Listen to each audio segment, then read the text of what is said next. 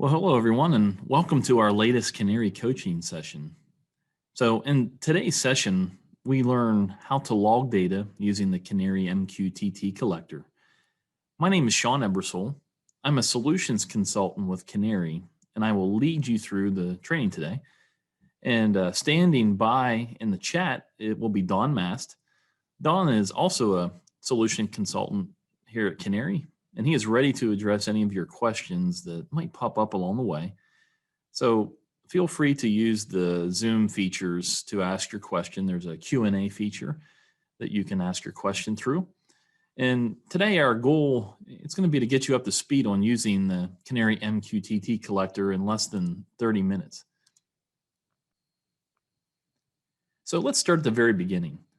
Since some of you joining today, maybe you're not real familiar with Mqtt, but you like to definitely learn how to use our collector, I think it's important we just start with, what is Mqtt? Well, the acronym itself, Mqtt, it's short for Message Queuing Telemetry Transport. Sounds like something from Star Trek, but our partners over at HiveMQ describe it as the de facto standard for IoT messaging. Standardized by OA, SIS, and ISO, Mqtt Publish Subscribe protocol provides a scalable and reliable way to connect devices over the internet. Today, Mqtt is used by many companies to connect millions of devices to the internet. So, why are these companies using Mqtt? Well, for one, it requires very minimal resources since it's a very lightweight and efficient protocol. And it supports bi-directional messaging between devices in the cloud. And it's very scalable. You can really scale to millions of connected devices using the protocol. And it also supports reliable message delivery through 3 quality of service levels. And it works well over unreliable networks. And finally, it has security enabled, so it works with TLS and other common authentication protocols. So before we begin, I'd just like to review a couple housekeeping items that you can keep in mind for after our training ends today. So as I mentioned in one of the previous slides, we have an interactive knowledge base with the Canary community site. And within that knowledge base is an article with step-by-step instructions on how to configure the Canary Mqtt collector. I think Don will put the link on the screen in the chat, so please review that after our coaching session today. And also be sure to sign up for our Project Bootcamp under the Canary community.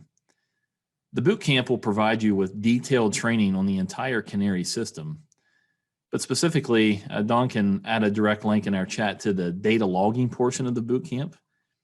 In that part, it'll allow you to build out some actual Mqtt logging sessions by subscribing your own local Canary Mqtt collector to our HiveMQ broker up in our Canary cloud. And as you go through this, if it prompts you for a password to enter when you access the site, please use the word Bootcamp in all lowercase letters. Now, if you really want to become the ultimate Mqtt expert, I suggest you visit the website of our good friends over at HiveMQ. I think there'll be a link in the chat, and Don will put there to take you to their main Mqtt education page.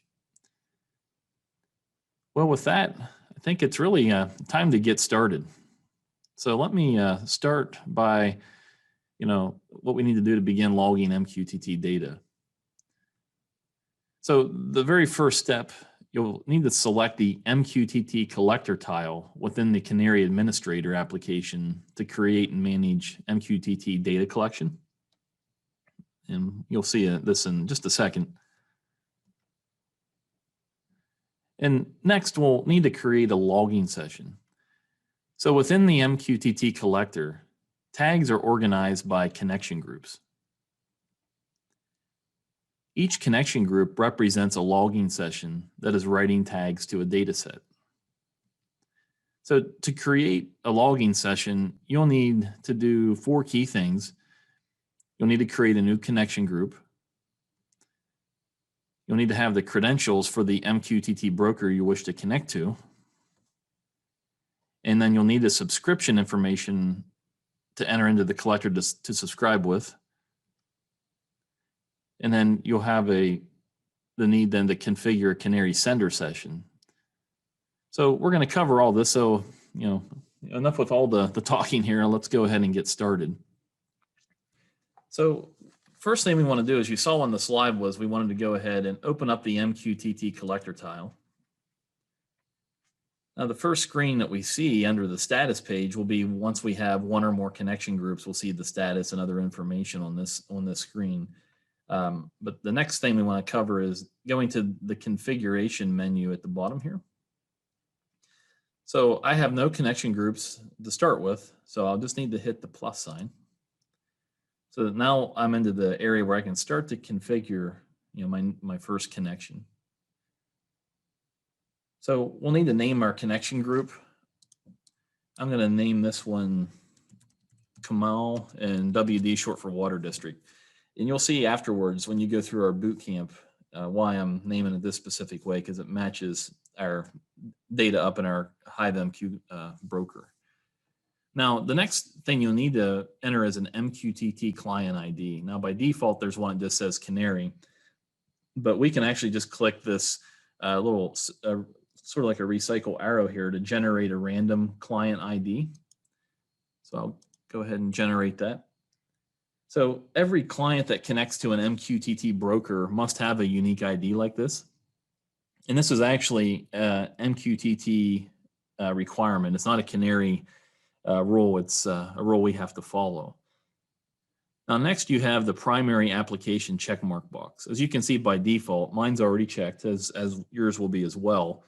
The purpose of this checkmark box is, and it's also, the primary application, sometimes you'll hear it called primary host, but checking this box ensures that the broker is notified whenever the Canary Mqtt collector is online. So whenever the Mqtt collector goes offline, the broker will detect that status, and the devices that are subscribed to the broker can then buffer until the Canary collector is online again. And then once the connector or the collector is online again, the broker will publish all that buffered data from the devices into our collector for historical data storage. Next, there's an option to request device births. Again, this is always checked off by default. And this box ensures that the full tag list is sent along with value updates. So if a tag sequence is received by our collector out of order, the collector will automatically request a rebirth back to the broker. This is basically an integrity check. So we recommend that you have that checked off. So next we'll need to set up our collector to communicate with the Mqtt broker. So the next section we want to cover is servers. So there's always a default server selected here or in place, and we'll go ahead and overwrite some of these options. But it is important to note that you can actually connect to multiple brokers or multiple Mqtt servers by hitting the add sign and having multiples. And this is great for high availability. So when one goes down, you're still connected to another one. So that's always something to keep in mind in those type of scenarios. But first of all, we'll need to put in our URI address. And I happen to have one handy here on my other screen. Go ahead and paste that in here. This will be the one that, if you follow along in the bootcamp later, this will be the URI that you'll need to access our Hive Mqtt cloud broker. So we'll go ahead and put in a username.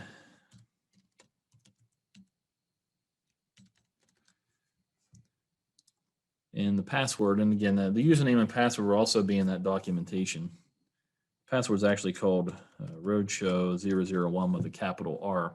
Now you'll notice I'm getting a warning that says the password will be sent to the broker unencrypted. And obviously, I would think in almost any case you would want it to be encrypted. So we need to, it's telling us to come down here and enable the Ssl Tls checkmark box.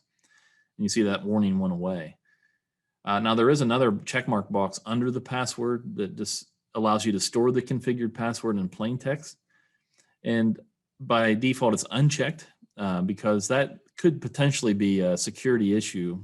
There may be a one-off reason why you maybe when you're doing some testing in a local network that you'd want that to be in plain text, but I would say 99.9% of the time you don't want to check this box off.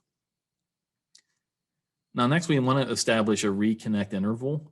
By default, it's set to 1 minute.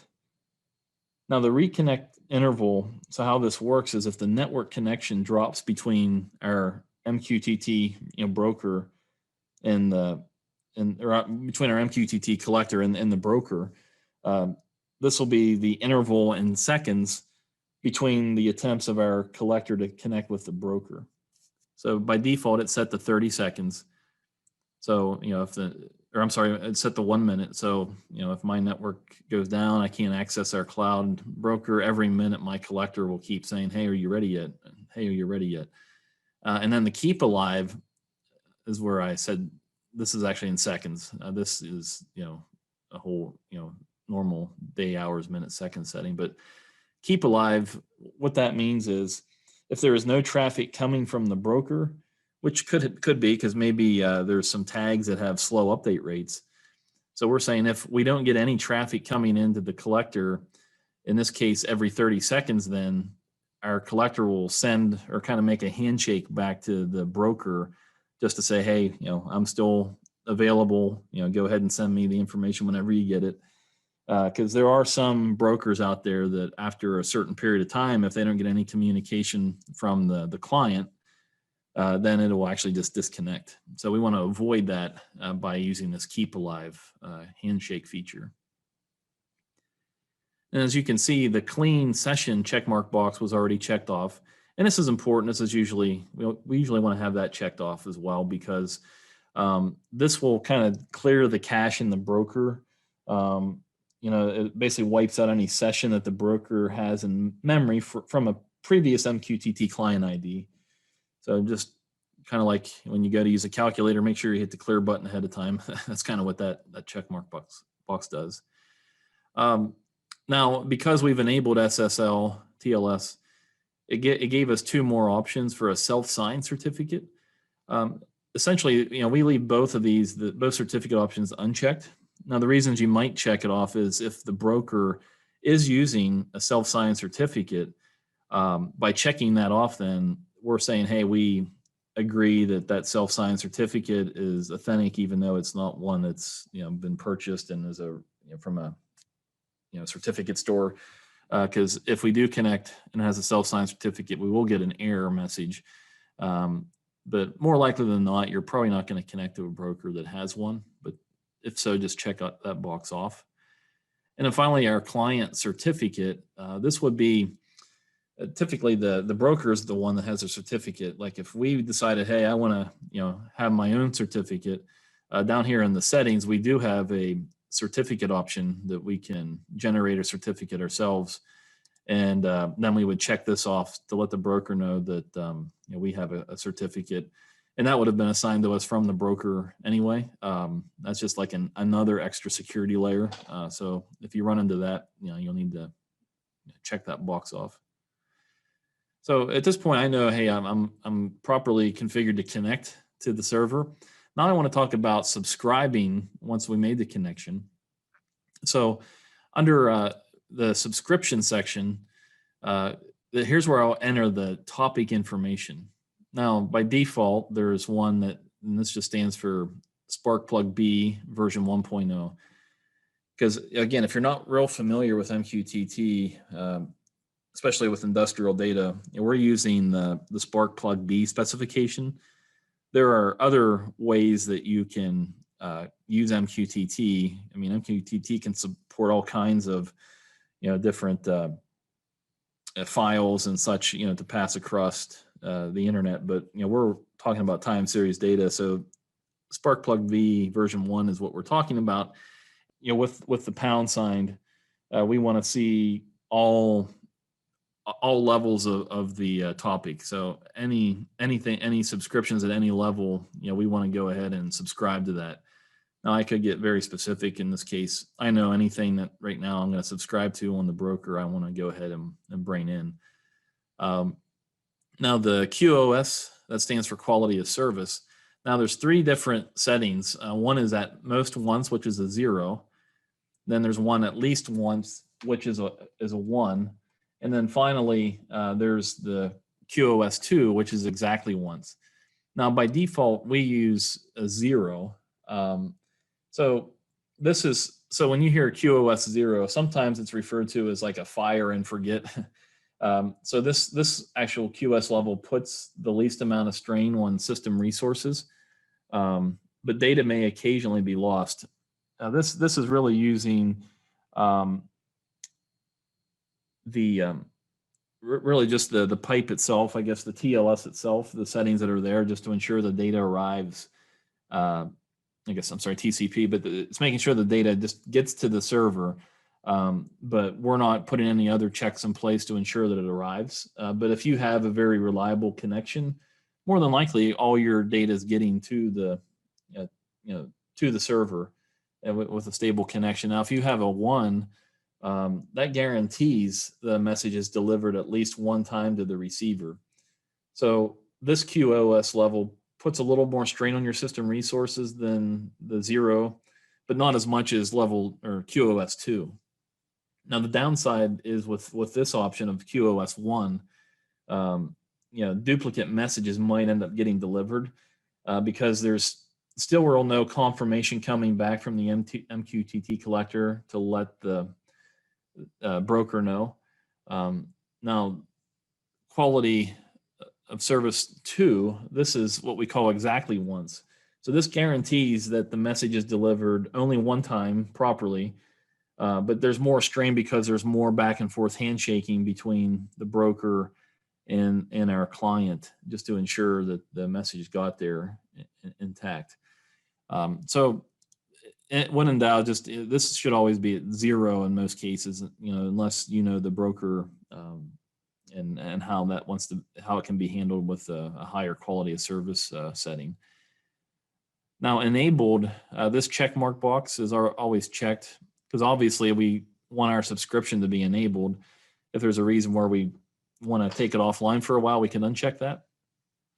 Now, the data set prefix, this is what's actually going to go into the historian under this prefix, all the data. So whatever I type here will create a data set in our historian under that name where our MQTT data is going to go. So I'm just going to call this, we'll call it webinar.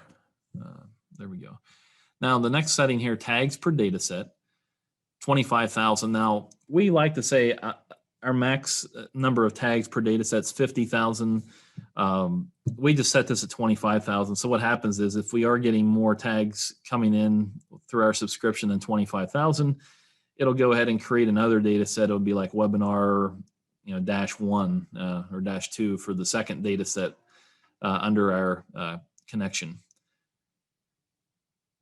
So remove tag name prefix number of branches. So what this allows us to do, I'm going to put a 3 here actually, because I know the way my data is structured that I'm subscribing to.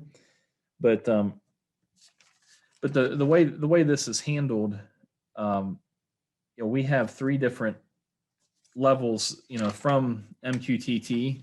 There's always a group ID, a node ID, and a device ID that's a name prefix at the beginning of the actual tag name.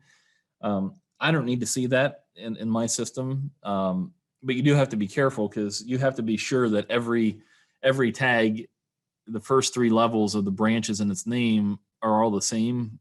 Otherwise, I could be losing some structure to the tag, which could create duplications when I'm actually logging other topics as well. So it's really important that you know what you're doing before you just type a number in here. Automatically log all tags is a setting that I recommend checking, especially when we're working with our Bootcamp. We know all the tags that are in the MQTT broker that we're subscribed to. We want to collect all those and log them automatically. Now, if I don't uncheck it, that's not the end of the world. In a second, when we go into the actual list of tags in the tag list, we can enable them there to be logged. But if you're pretty confident, you don't want to go through a long list of tags and manually enable them, just go ahead and check that off. Now, sync historian tags with births. This one allows you to be able to be notified if if there's any new tags that come online and have those come in as well. Typically, we would leave this as false, so the tags will only be added, to the historian, and then they'll just need to be manually removed if necessary. I think that's usually the setting most prefer. But once I have this all set, I can go ahead and apply that. And now that's all been configured. Now, one thing I do need to do here is under my sender sessions next, I need to determine where we're sending the data to in the historian. Which historian machine is it? I'm sending mine to my local host, but you need to put in the name of your machine here. And then again, enabled is always pre-checked off, because again, we want to enable the sender. Now, the external property storage, if you check this off, what we're saying here is that we want to utilize any of the tag attributes, like tag properties. We want those to store in externally outside the historian. Now, if you're familiar with our historian, I'll go in here to where we configure the historian.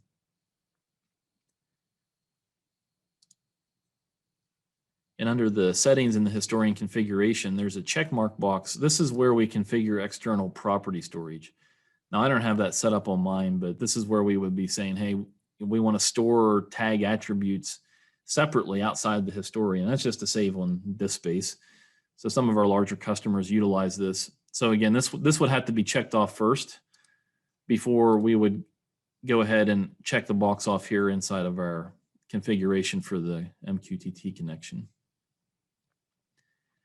And then finally, filters. If I want to go ahead and put a filter on my tag list, because keep in mind, I've subscribed to everything right now, but maybe I know that I only want to include tags that start with, and this is just a simple regex expression, that start with Kamal, because there's other tags from other sites, other locations that I don't want to include in my tag list. Now, the other option is the inverse of that. I could check this off and exclude those tags, so everything else would be stored, from my logging session. Now, tag properties, again, if you're utilizing the external property storage, this may be a case where you want to add to the list from here. I don't know many customers using this yet, but the option is there.